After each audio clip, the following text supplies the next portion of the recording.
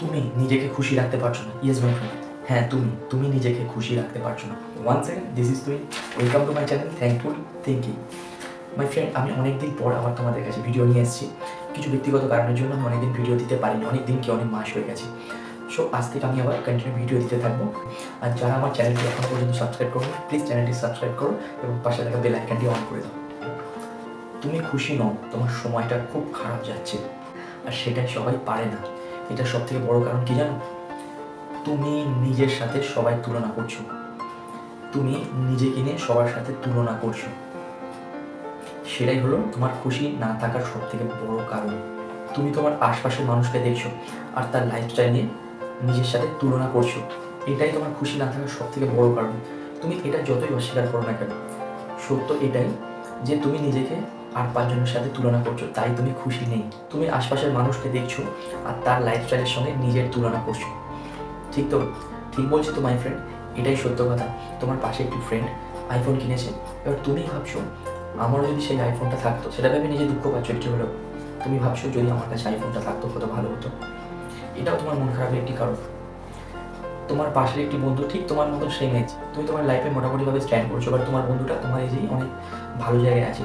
সে একটি নতুন ফ্ল্যাট কিনেছে, তুমি ভাবছো আমিও যদি ফ্ল্যাটটা কিনতে পারতাম, আমি যদি লাক্সারি ফ্ল্যাটে থাকতে পারতাম, সেটা ভেবেও তুমি তোমার মনটাকে খারাপ করছো, তুমি খুশি নেই।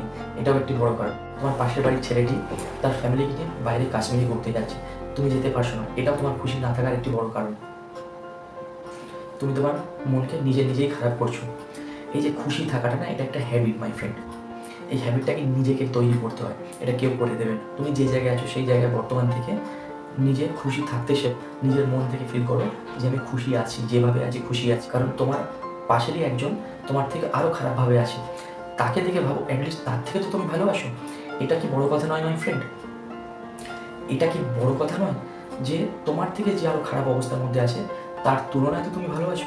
এই হ্যাপি খুশি থাকা এটা কারো কাছে হাত পাতার জিনিস নয়, যেটা তোমার নিজেকে ভেতর থেকে ফিল করতে হবে। এটা একটা হ্যাবিট তৈরি করে নিতে হবে যে আমি খুশি আছি, সবসময় ফিল করতে হবে আমি যেভাবে যে পরিস্থিতির মধ্যে আছি আমি খুশি আছি।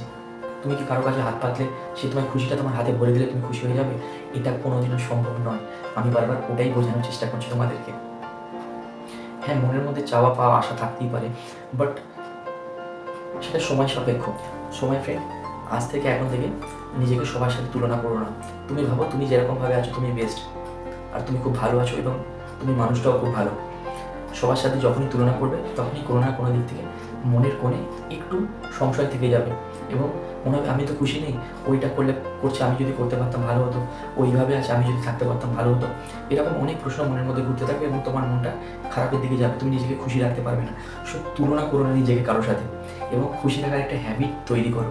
সো মাই ফ্রেন্ড, আমাকে কমেন্টস করে জানাবে খুশি থাকার হ্যাবিটটা কে কতটা তাড়াতাড়ি করতে পারলে এবং কে কতটা তার লাইফে খুশি আছো। আজকের মতো ভিডিওটা এখানে শেষ করলাম, বাট ভিডিওটা শেষ করার আগে সেই একই কথা আবার আমি বলবো, যারা এখনও পর্যন্ত আমার চ্যানেলটি সাবস্ক্রাইব করোনি প্লিজ চ্যানেলটি সাবস্ক্রাইব করো এবং পাশে থেকে বেল আইকনটি অন করে দাও। সবাই ভালো থেকো, ওকে, বাই।